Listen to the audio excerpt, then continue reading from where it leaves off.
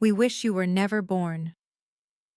My mother's words cut through the celebratory noise of Morton's Steakhouse in downtown Seattle, silencing the table of 12 extended family members who had gathered for my medical school graduation dinner.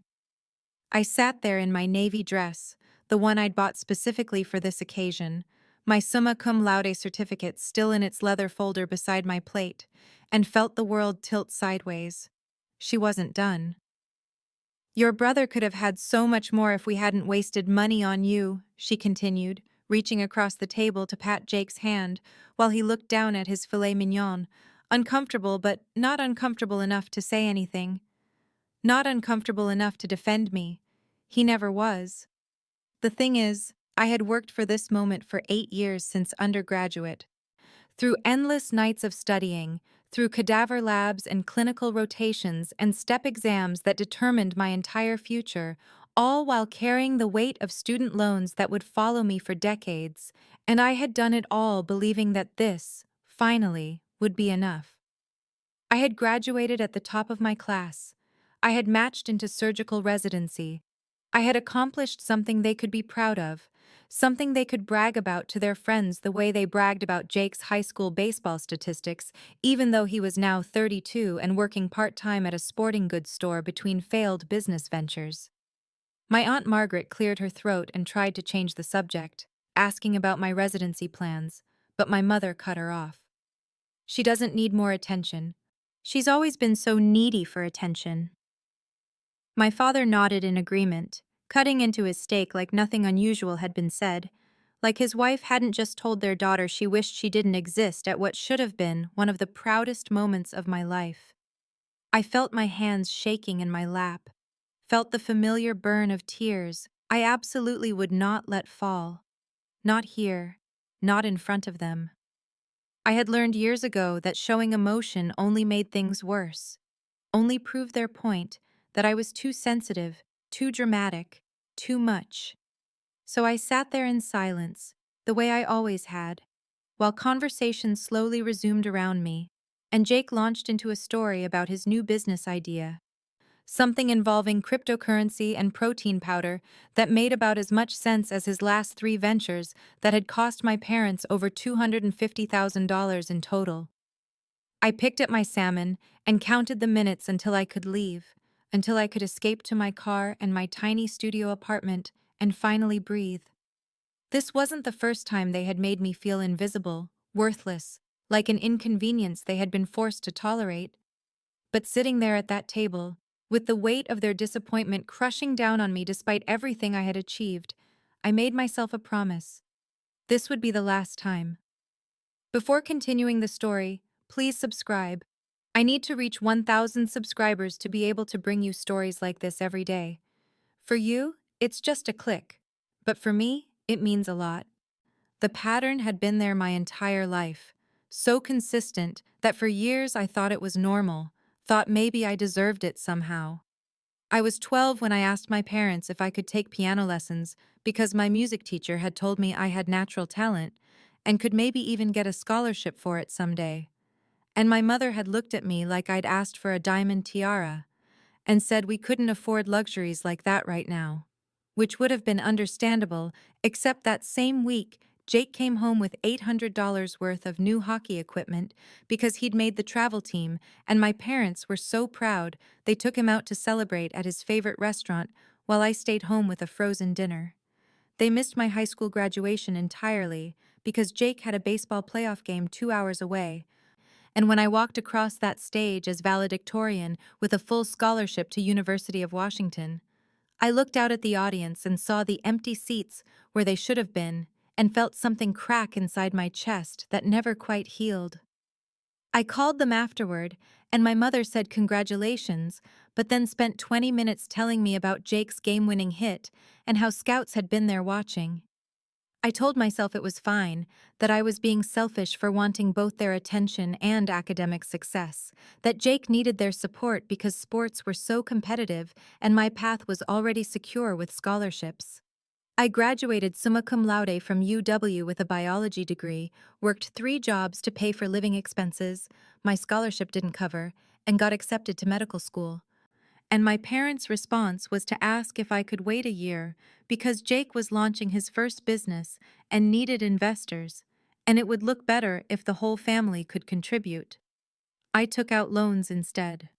$180,000 in loans over 4 years of medical school, every single penny borrowed and accruing interest, while my parents gave Jake $250,000 for 3 different business ventures that all failed within 18 months each. An organic energy drink company that never made it past the prototype phase. A fitness app that had 17 total downloads. A consulting business for amateur athletes that had 0 clients. Each time, they assured him it was fine, that failure was part of entrepreneurship, that they believed in him and would support his next venture. I never asked them for money because I had learned that asking led to disappointment, but somewhere deep down I kept thinking that maybe achievement would earn what asking couldn't. I thought if I just worked hard enough, accomplished enough, proved myself valuable enough, they would finally see me. Medical school graduation was supposed to be that moment. I had finished at the top of my class. I had matched into surgical residency, one of the most competitive specialties. I had done everything right, everything they had ever said they valued, and I had genuinely believed that this time would be different. I was so naive. I left the restaurant before dessert was served, muttering something about an early morning obligation that nobody at the table seemed to care about or even really hear, and drove through the Seattle streets in a fog of humiliation and shock that made the familiar route to my apartment feel strange and disorienting. My hands gripped the steering wheel so tightly my knuckles ached, and twice I had to pull into parking lots because my vision blurred with tears I had been holding back for 2 hours, and I couldn't see the road clearly enough to be safe. When I finally reached my apartment building in Capitol Hill, a tiny studio I could barely afford even with my resident salary starting soon, I sat in my 10-year-old Honda Civic in the parking garage with the engine off and just stared at the concrete wall in front of me. The silence was overwhelming after the noise of the restaurant, after my mother's voice saying those words over and over in my head like a recording I couldn't stop playing. "We wish you were never born." I sat there for an hour, maybe longer, watching other residents come and go, watching the numbers on my dashboard clock change while I tried to process what had happened and what it meant and why I had spent 26 years trying to earn the love of people who apparently saw my existence as a burden. A memory surfaced that I had buried years ago, my 23rd birthday when I was in my second year of medical school, studying for an exam that would determine whether I passed pharmacology, and my father had called me 3 days later to apologize for missing it, saying he had been so focused on helping Jake prepare for an investor meeting that it had completely slipped his mind, which would have been forgivable, except it was the 3rd year in a row he had forgotten, and he had never once forgotten Jake's birthday, had thrown him a surprise party for his 30th with 100 guests, and a cake that cost $300. Something crystallized in me sitting in that car, something hard and clear and final. I pulled out my phone with shaking hands and scrolled to my mother's contact, looked at her name on the screen for a long moment, and then blocked her number. Just like that. The first boundary I had ever set in my entire life. Then I blocked my father's number too. My finger hovered over Jake's name for several seconds before I blocked him as well. Because what was the point of keeping open a line to someone who had sat there at that table and said nothing while our mother told me I should never have been born? I felt terror and liberation in equal measure, my heart racing like I had done something dangerous and irreversible, which I suppose I had. Part of me wanted to unblock them immediately, to apologize for being dramatic, to make myself small and acceptable again the way I always had. But another part of me, a part I had been suppressing for so long I barely recognized its voice, whispered that I deserved better than this, that I had always deserved better, and that maybe it was time to stop begging for crumbs from people who had never intended to feed me. 3 days passed in a gray fog where I went through the motions of existing without really being present. eating because my body required fuel, and sleeping in fitful stretches because consciousness had become exhausting. And I had just returned from a mechanical trip to the grocery store when I saw the email notification on my phone that would change everything. The subject line read, "Residency position available, Massachusetts General Hospital."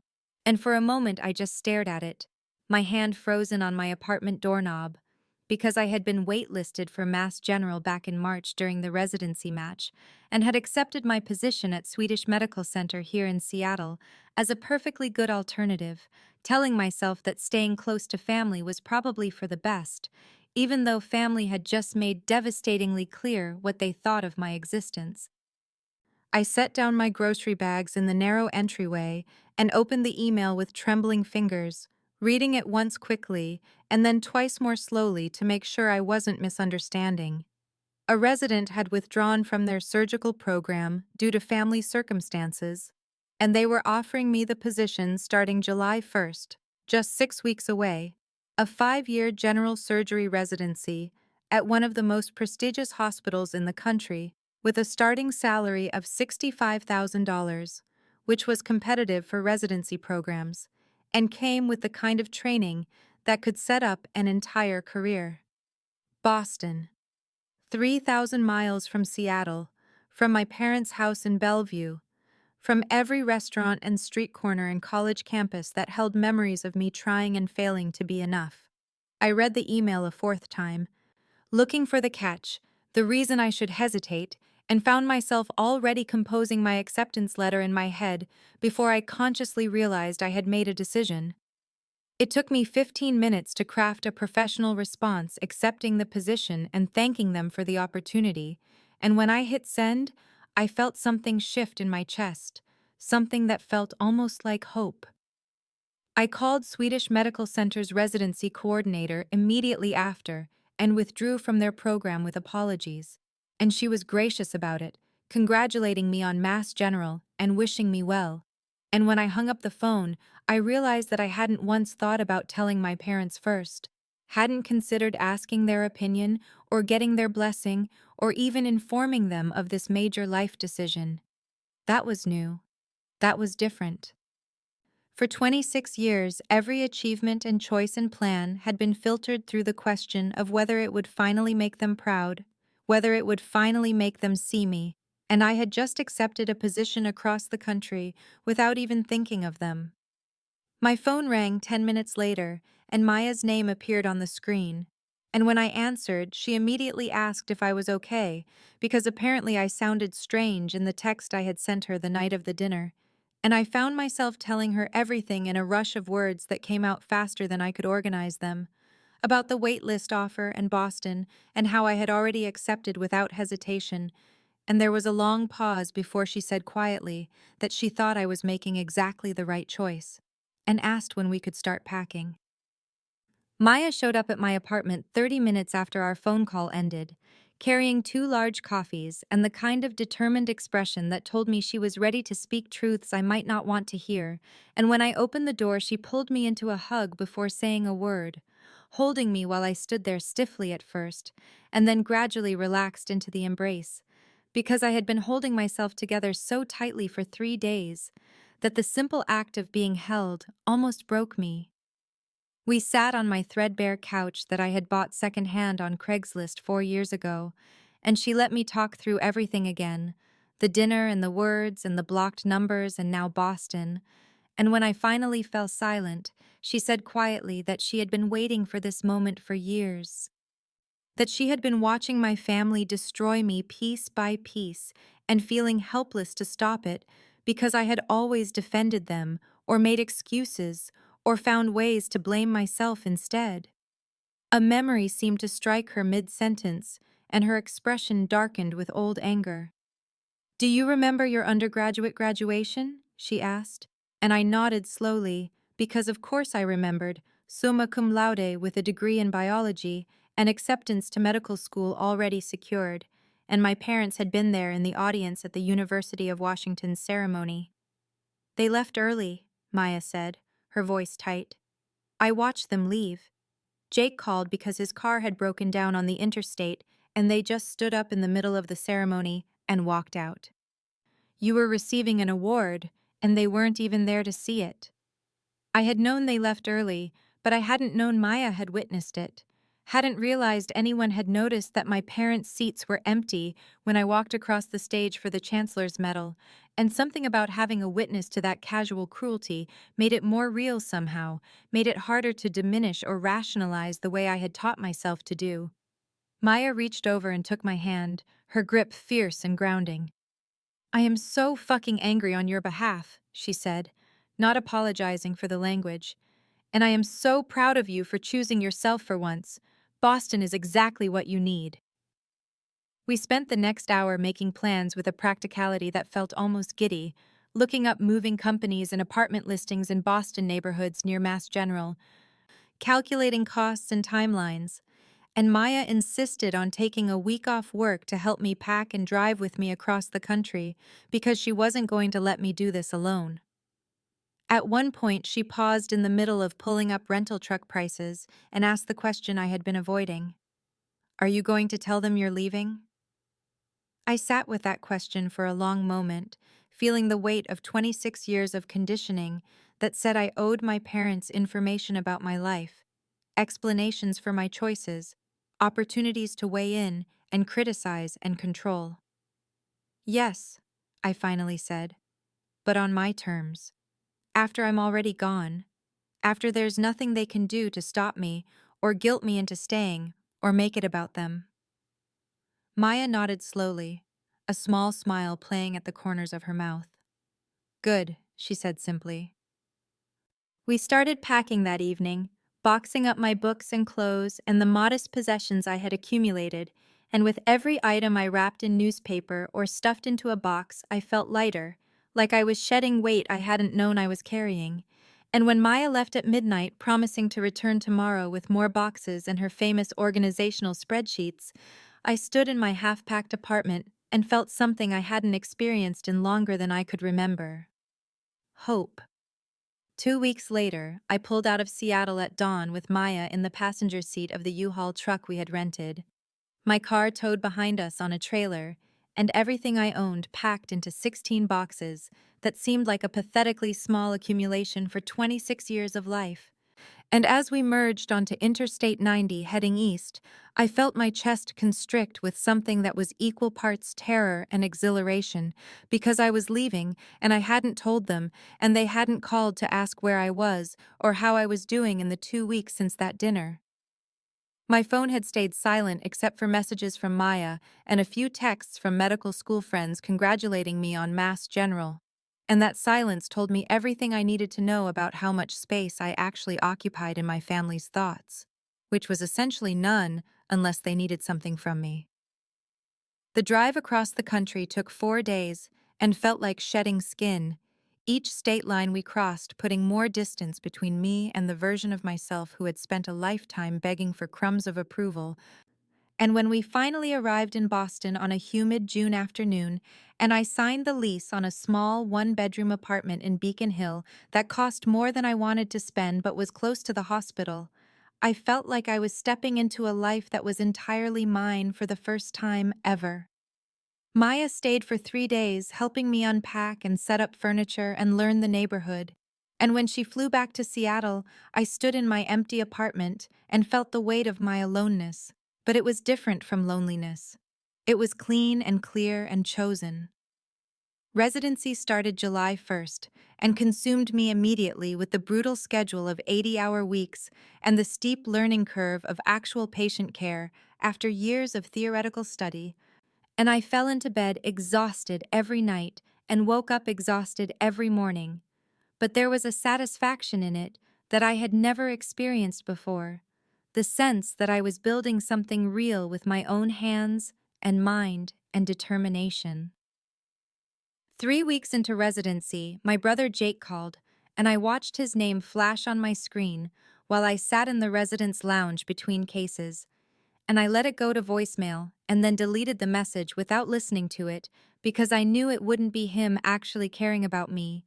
It would be him calling on behalf of our parents or himself, needing something. 2 days later, a text came through from my mother's number, which I had blocked, but apparently she was using a different phone now, and it said, Jake needs $15,000 for his new business idea. We told him you just became a doctor and could help. I read it twice, feeling anger rise hot and sharp in my throat, because I hadn't become a doctor. I had been a doctor for 3 weeks and was making $65,000 a year in one of the most expensive cities in America, with $180,000 in student loans.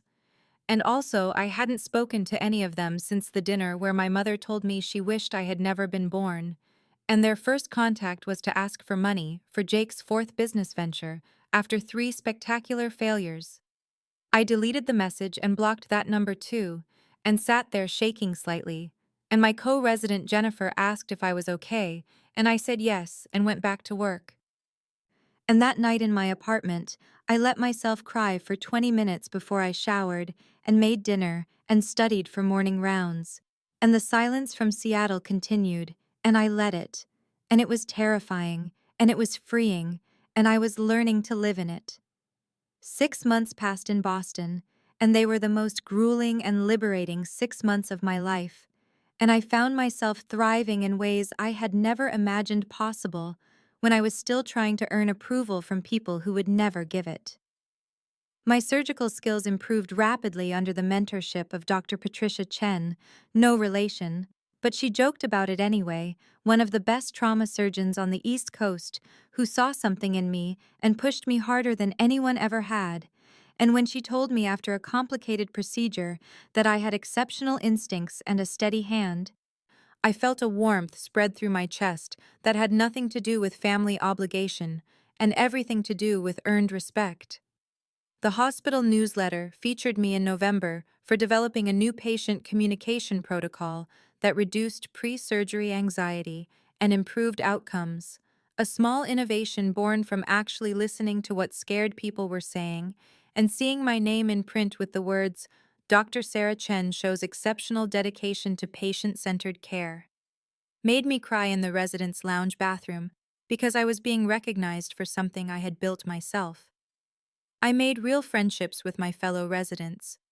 People like Jennifer, who brought extra coffee on trauma rotation nights, and Marcus, who had also come from a difficult family and understood without me having to explain why I sometimes went silent when people talked about holiday plans. And we formed the kind of bonds that come from shared exhaustion and dark humor, and the intimate experience of holding people's lives in your hands. In October, I started therapy with Dr. Rachel Morrison, a woman in her 50s with kind eyes and an unwillingness to let me minimize my experiences, and she was the first person who used the word abuse to describe my childhood. And when I instinctively tried to argue that it wasn't that bad, she asked me if I would accept a patient telling me their broken arm wasn't that bad just because it could have been worse. And I had no answer for that. Dr. Morrison helped me see the patterns clearly, the scapegoating and the triangulation, and the way I had been trained to believe my worth was conditional on their approval. And she said something in one session that I wrote down and taped to my bathroom mirror. You are not responsible for their inability to love you correctly. I had been no contact for 6 months when Jake found me on social media, Instagram specifically because apparently I had forgotten to block him there, and he sent a message that said, Mom is crying every day. You're selfish. She's your mother and you just disappeared. Dad's health is bad and you don't even care. You always thought you were better than us. I read it sitting in my apartment after a 14-hour shift, still in my scrubs, and I felt anger spike hot and immediate because how dare he call me selfish when I had paid my own way while he burned through hundreds of thousands of their dollars. But then the anger faded into something colder and clearer. I blocked him without responding, and I sat there in the quiet of my small apartment and had a realization that felt like finally setting down a heavy weight I had been carrying up a mountain for 26 years. Their pain at losing control over me was not my responsibility. Their sadness that I had set boundaries was not my problem to fix, and the crying and the guilt trips and the accusations of selfishness were just more attempts to manipulate me back into the role of the family scapegoat who existed to make them feel better about themselves. I didn't owe them my presence in their lives. I didn't owe them another chance. I didn't owe them anything at all. The email arrived on a Tuesday morning in early January when Boston was buried under 2 feet of snow, and I was sitting in the hospital cafeteria between rounds, exhausted and running on 3 hours of sleep and too much coffee, and the subject line said, "From your Aunt Linda," which made me pause because I barely knew my father's sister. She had always lived in Arizona, and I had only met her maybe 4 times in my entire life at weddings and funerals. I opened it expecting something benign, or maybe even another guilt trip arranged by my parents, but instead the first line said, "Dear Sarah, I heard what happened at your graduation dinner, and I'm so sorry I wasn't there." And I felt my throat tighten immediately, because those were words I had been waiting to hear from someone, anyone in my family for 7 months. The email continued, and I read it slowly, aware that my hands were shaking slightly, and Linda wrote that my father had called her a few weeks after I left Seattle, asking if she had heard from me, and when she said no, he had told her some version of events that painted me as ungrateful and cruel for disappearing. But Linda said she had asked him directly what had been said at the dinner, and after much deflecting, he had finally admitted that my mother said she wished I had never been born. And Linda had told him he should be ashamed of himself for allowing that and for calling her to find me instead of apologizing. She wrote that she understood more than I might realize because she had been the overlooked child in her own family, the daughter who was never quite right while my father was the golden son. And 30 years ago, she had gone no contact with her parents, my grandparents who died before I was old enough to remember them, because they had made it clear her only value was in service to their needs and image. Linda shared pieces of her story, the way she had put herself through college while my father got a free ride, the way family gatherings always centered on his achievements, while hers were footnotes, and reading it felt like looking into a mirror that showed me the past and validated everything I had experienced and questioned and wondered if I was being too sensitive about. "Your parents called me last week," she wrote, "and asked me to convince you to come back and to help the family, and I told them they should be ashamed for driving away a daughter who became a doctor through her own determination, and that if they wanted you in their lives they needed to take responsibility for their cruelty, not send flying monkeys to manipulate you home." I sat in that cafeteria and cried reading those words, actually cried with tears running down my face while my coffee got cold, because this was the first person in my family who had ever stood up for me, who had seen what was happening and named it and refused to participate in it. Linda ended the email by saying she would love to meet me properly if I was open to it, that she lived in Sedona and would be happy to come to Boston or have me visit, and that I should know I had family who saw my worth even if my parents couldn't. I wrote back immediately, my fingers flying over my phone keyboard, telling her yes and thank you, and that her email meant more than she could know. And when she responded 2 hours later suggesting she fly out in February during her spring break from the university where she taught art history, I said yes without hesitation, and felt something shift in my chest. A small piece of the loneliness and abandonment I had been carrying, finally loosening its grip, because I wasn't completely alone in the family tree. There was someone else who had survived this and was reaching back to tell me it was possible to build a life on the other side. 18 months into my residency at Massachusetts General Hospital, I was no longer the broken girl who had sat in stunned silence at that graduation dinner, and the transformation wasn't dramatic or sudden, but rather a gradual accumulation of achievements and recognition, and the slow building of a life that belonged entirely to me, a life where my worth was measured by my skills and dedication, rather than by how much I could diminish myself to make someone else comfortable. In March, I published my first research paper in the Journal of Surgical Innovation, a study on modified suturing techniques in trauma surgery that reduced scarring and improved healing times, work I had done during stolen hours between shifts and on weekends when I should have been sleeping. And seeing my name in print as lead author on legitimate medical research made me understand for the first time that I was building something real and lasting that had nothing to do with family approval. The publication led to an invitation in April to present at the National Medical Conference in Chicago in September, a gathering of over 2,000 physicians where young residents rarely got speaking slots. And when Dr. Chen told me I had been selected, she said, "This is a significant honor, Sarah. You should be extremely proud." And I was. I genuinely was proud in a way that felt clean and uncomplicated. In May, I received the Young Physician Leadership Award from the hospital, recognition for both my clinical skills and my patient communication protocols that had been adopted across 3 departments. And at the small ceremony where they presented me with a plaque and a check for $1,000, the hospital director said I represented the future of compassionate medicine, and I had to work hard not to cry, because people were saying things about me that I had desperately wanted to hear from my parents my entire life, and now I was hearing them from people whose opinions actually mattered, people who had earned the right to judge my work. The local Boston News did a feature in June on innovative young doctors at Mass General, and they interviewed me about patient-centered care. And I watched myself on the evening news talking confidently about surgical outcomes and compassionate communication, and I barely recognized the poised professional woman on the screen as the same person who had once begged for scraps of approval from people who had none to give. My personal life had also transformed in ways I had not expected when I first arrived in Boston alone and raw with grief. And I had fallen in love with David Chen, no relation despite the shared last name, which was how we had first started talking in the residence lounge. A cardiothoracic surgery resident who was kind and funny and came from a warm Cuban Chinese family in Miami who called him twice a week just to check in and tell him they loved him.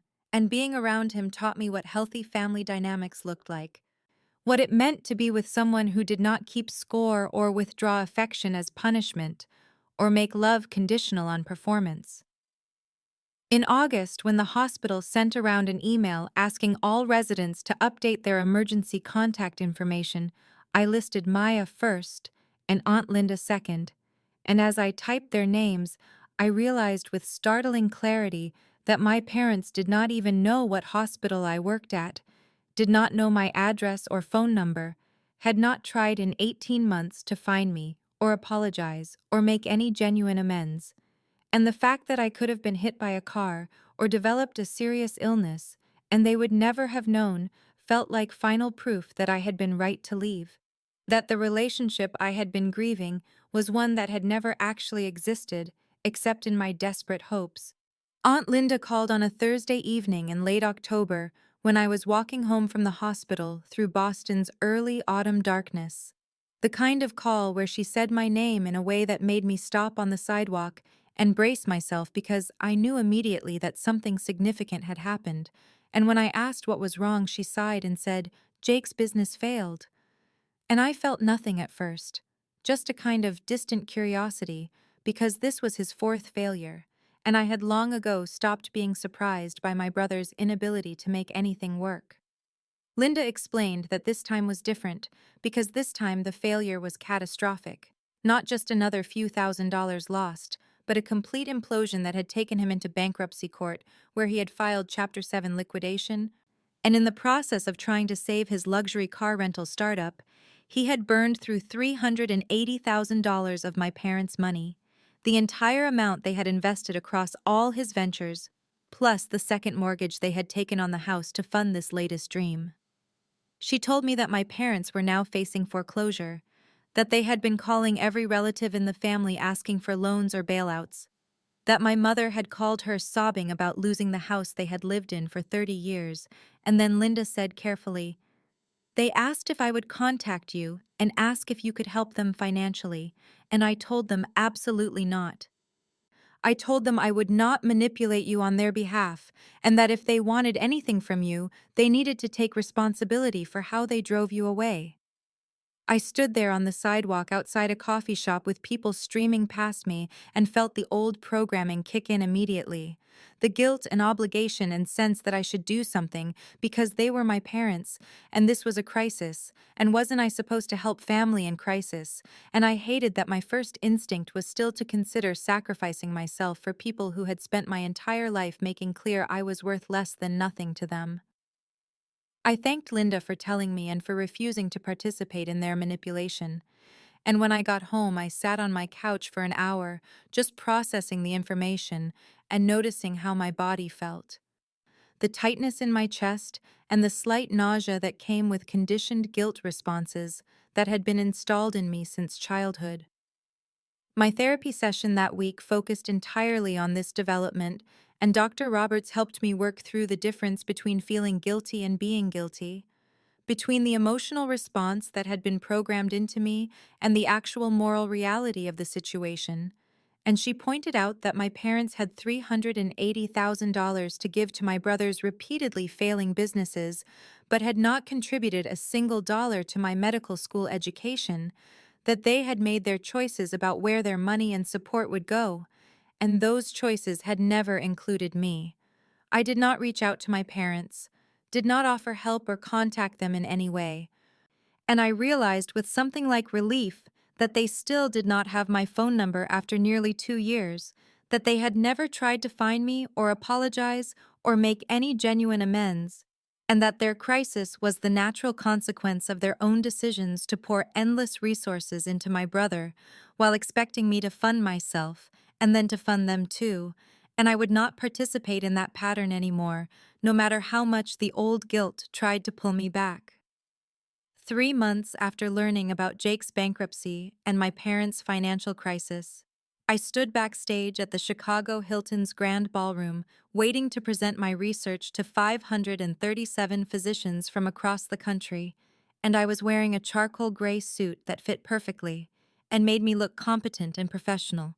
My hair pulled back in a neat bun, my conference badge with Dr. Sarah Mitchell, Massachusetts General Hospital presenter, clipped to my lapel, and I barely recognized myself as the broken girl who had sat silent and devastated at that graduation dinner while my mother told me she wished I had never been born. Aunt Linda had flown in from Portland to support me and was sitting in the third row of the audience, and knowing she was there made me feel anchored and loved in a way I had never experienced from actual parents. And when I walked out onto that stage and looked at the sea of faces and the massive screen behind me, displaying my research title, I felt a surge of pride that was clean and uncomplicated, because I had earned this moment through my own work and dedication, and no one could take it from me or diminish it. My presentation went smoothly, and I fielded questions from senior surgeons with confidence. And afterward, during the networking reception in the hotel's ballroom, several attending physicians from other hospitals approached me to discuss my findings, and one even mentioned a fellowship opportunity at Johns Hopkins that I should consider in 2 years. And I stood there with a glass of sparkling water, talking about surgical innovation, with people who respected my mind and valued my contributions, and I thought about how my mother had once told me I was wasting everyone's time by going to medical school. I was in conversation with Dr. Patricia Alvarez from Northwestern about trauma surgery protocols when someone touched my elbow and a familiar voice said, "Sarah? Oh my God, Sarah Mitchell, is that you?" And I turned to see Carol Henderson, my mother's best friend since college, the woman who had been at countless family dinners and holiday gatherings throughout my childhood, and she was staring at me with wide eyes like she had seen a ghost.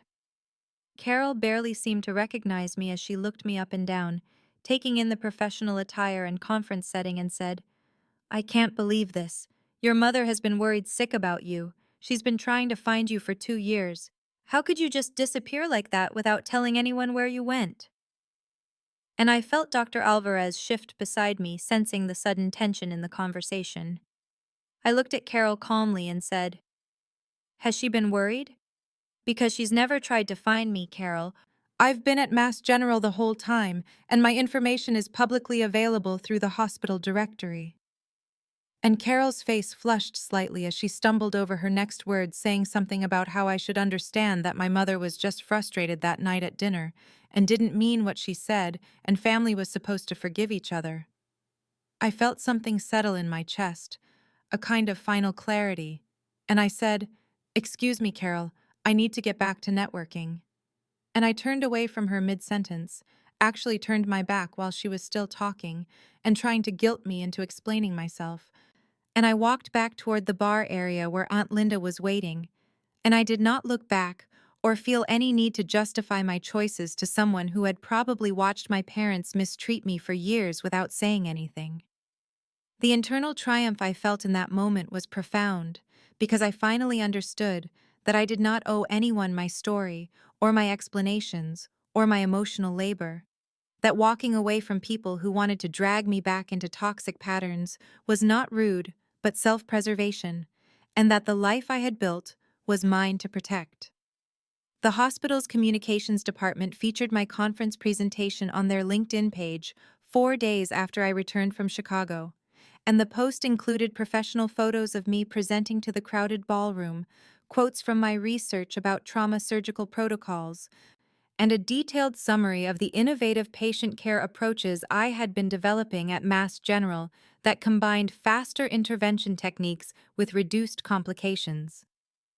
The article was tagged with my medical school, the conference organization, and several prominent physicians who had attended my talk, and within hours it started circulating through medical professional networks with doctors and surgeons I had never met, commenting about the research implications and sharing it with their colleagues across the country.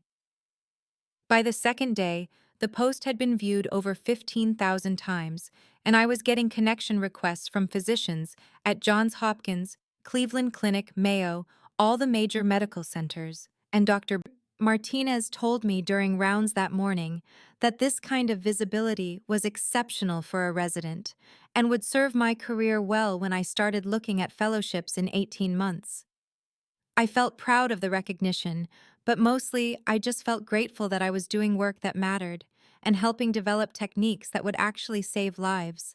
And I barely thought about my family seeing it, because they had been so absent from my life for 2 years that they felt like distant memories rather than real people who could affect me.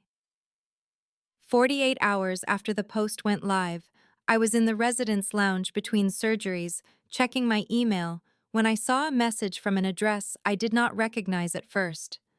And when I opened it, I saw it was from my mother, using what must have been her work email, since I had blocked all her personal accounts.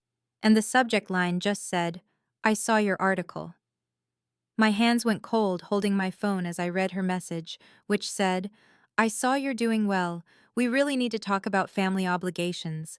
Jake and Dad and I are struggling financially, and you're a doctor now making good money. It's time you helped the family that raised you." There was no acknowledgement of the 2 years of silence, no mention of what she had said at my graduation dinner, or any of the mistreatment that had driven me away. No apology or expression of pride in my achievements.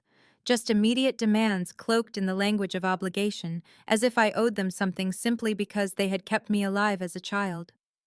I read the email 3 times sitting there in the lounge with the sound of the hospital around me, and I felt anger first, hot and sharp at the audacity of reaching out only when they needed money and seeing my success only as a resource they could exploit.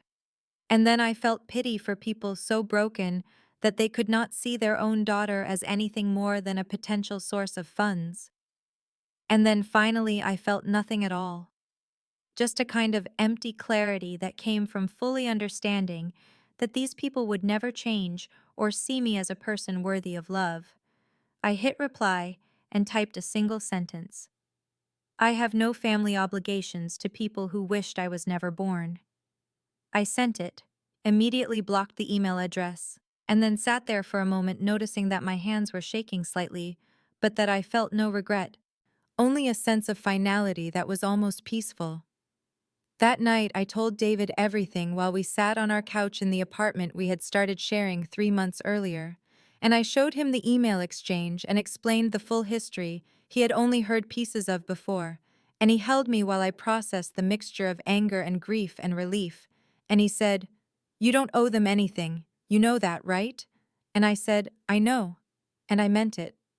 2 months after I blocked my mother's email address, I was sitting at Bistro du Midi on Boylston Street with David and 4 of my fellow residents, celebrating the end of a particularly brutal rotation that had involved 3 weeks of 70-hour shifts and more trauma cases than I could count, and we were laughing about something Dr. Patel had said during rounds that morning, when I looked up and saw my father standing next to our table, and the shock of seeing him there 3,000 miles from Seattle in a restaurant I had chosen at random made my entire body go cold. He was wearing a wrinkled button-down shirt and looked older than I remembered, with more gray in his hair and deeper lines around his mouth. And he said, "Sarah, we need to talk. You owe us a conversation, at the very least."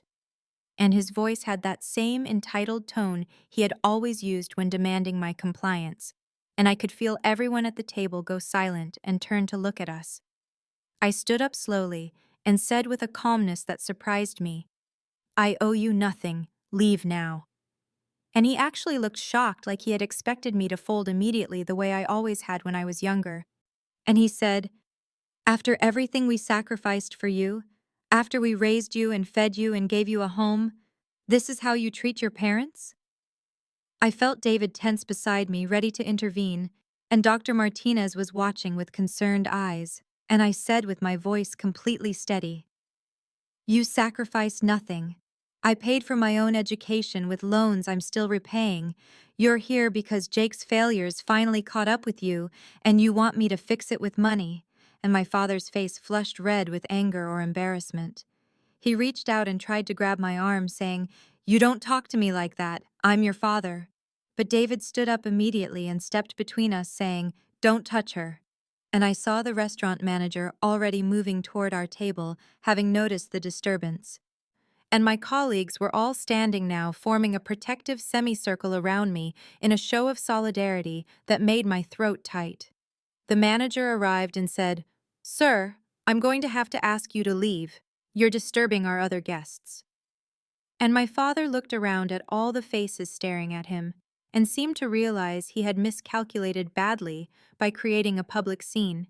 And he said, "This isn't over, Sarah. Family doesn't just abandon family," before turning and walking toward the door. Dr. Martinez touched my shoulder gently and said, "Sarah, are you okay? Do you need us to call hospital security or file a report?" And I realized that these people, my colleagues who I had worked alongside for 2 years, were rallying around me without question or hesitation, because they knew my worth and respected me as a person and professional, and the contrast with my biological family, who had only ever seen me as an inconvenience or resource, could not have been sharper. I did not want to leave the restaurant because I knew he would still be out there waiting, and I was right, because when our group walked out together onto Boylston Street 20 minutes later, after the manager had assured us multiple times that we were welcome back and that he was sorry about the disturbance, my father was standing on the sidewalk near the valet station with his arms crossed and that stubborn set to his jaw that I remembered from every argument of my childhood, where he had simply refused to hear anything that contradicted what he had already decided was true. He saw me emerge with David's arm around my shoulders, and Dr. Martinez and Dr. Patel and the other residents flanking me like a protective wall. And he stepped forward saying, "Sarah, your mother is sick over this situation. You're killing her with your selfishness." And I felt David's arm tighten around me, but I gently stepped forward because I realized I needed to do this myself. I needed to finally say everything I had swallowed down for 29 years. "She told me she wished I was never born," I said, and my voice was clear and steady in the cool Boston evening air. "At my graduation dinner from medical school, in front of the entire extended family. What exactly did you expect me to do after that?" My father's face twisted with frustration, and he said, "She didn't mean it. You know how she gets when she's upset? You're just too sensitive about everything." And I actually laughed. A short, sharp sound without humor. "I'm a surgeon," I said. "I save lives. I've built a life I'm proud of with people who respect me and value me. You have no part in it because you never wanted one."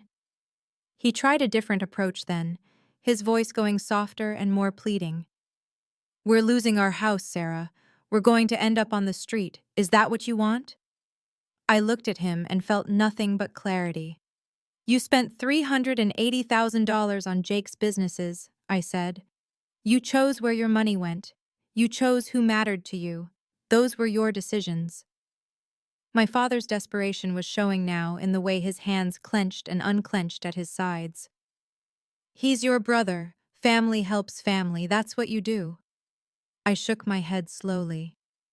"He's a stranger who got every opportunity, every dollar, every ounce of attention and pride you had to give, while I got loans and contempt, and the message over and over that I was worthless," I said.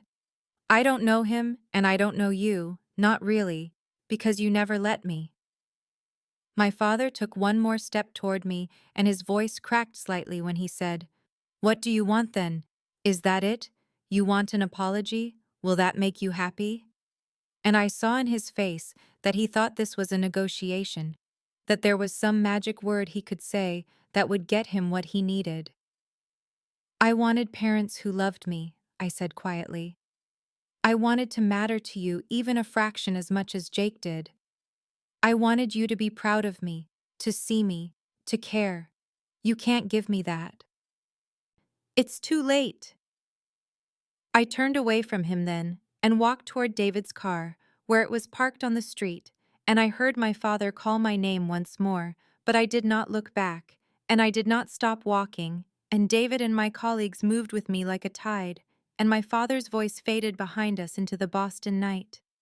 6 months after that night on Boylston Street, when I walked away from my father without looking back, I was sitting in Dr. Martinez's office at Massachusetts General Hospital listening to her tell me that the surgical board was seriously considering me for the chief resident position for the following year, and I felt a surge of pride that was purely my own, untainted by the desperate need for parental approval that had driven me for so many years. David and I had gotten engaged 3 months earlier in a quiet moment in our apartment when he had simply said, "I want to spend my life with you." And I had said yes without hesitation, because I finally understood what it felt like to be chosen first by someone who actually saw me, and the small diamond ring on my finger caught the light as I thanked Dr. Martinez for her confidence in my abilities. That weekend, Aunt Linda flew in from Portland for my 30th birthday dinner, and Maya flew in from Seattle, and we celebrated at a small Italian restaurant in the North End, with David and 3 of my closest colleagues from the hospital. And I looked around the table at these people who had become my chosen family and felt a completeness I had never experienced in all those years of trying to earn scraps of affection from people who had decided long ago that I did not matter. Aunt Linda gave me a silver bracelet that had belonged to her mother with an inscription that read, "To those who see their own worth." And she told me she was proud of me in a way that made my throat tight, because I realized I was proud of me too, not for the achievements or recognition, but for having the courage to walk away from people who only wanted to diminish me. 2 weeks before the birthday dinner, a thick envelope had arrived at Aunt Linda's address forwarded to me, and inside was a letter from my mother written on cream stationery that probably cost more than she could afford given their financial situation. And the letter was 3 pages of deflection and justification about how hard things had been for them and how I did not understand the pressure they were under, and how Jake had really tried his best, and family was supposed to forgive. But nowhere in those 3 pages was an actual apology or acknowledgement of what they had done to me, or recognition that their words and actions had caused real harm. I read it once sitting on my couch with David beside me, and then I folded it carefully and put it back in the envelope and placed it in my desk drawer, and I did not respond because I realized that I did not need their recognition anymore. I did not need them to finally see my worth or admit their failures, because I had built a life filled with people who valued me exactly as I was. On a Tuesday morning in late October, I was in surgery working on a complex procedure involving a car accident victim with extensive internal injuries. and I lost myself in the precision and focus that surgery required. And when we finally closed 4 hours later, and the patient's vitals were stable, Dr. Martinez looked at me across the operating table and said, "Exceptional work, Dr. Chen. You may have just saved that young man's life." And I felt the deep satisfaction of knowing I was exactly where I belonged, doing exactly what I was meant to do. I drove home that evening through the Boston streets, with the autumn leaves turning gold and red in the fading light. And when I walked into the apartment, David had made dinner and we ate together, talking about our days and making plans for the weekend.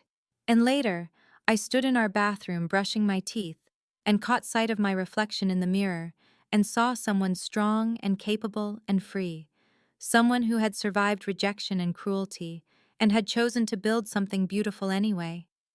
I was never the problem. I understood that now with a clarity that had taken years of therapy and distance and chosen family to achieve.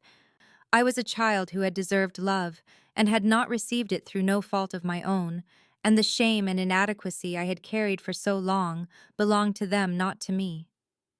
I climbed into bed beside David that night and felt his arm come around me in the darkness, and I thought about that graduation dinner 3 years ago when my mother had said she wished I was never born. And I realized that in a strange way, her cruelty had freed me, because it had finally broken the illusion that I could ever earn their love and had forced me to find my own worth independent of their recognition. I had won not through revenge or by making them see what they had lost, but simply by living well, by building a life full of purpose and love and respect with people who actually wanted me in it. And as I drifted toward sleep, I felt a peace I had never known before, because I finally understood that their inability to love me had never been about my worth, but about their own limitations, and I was finally truly free.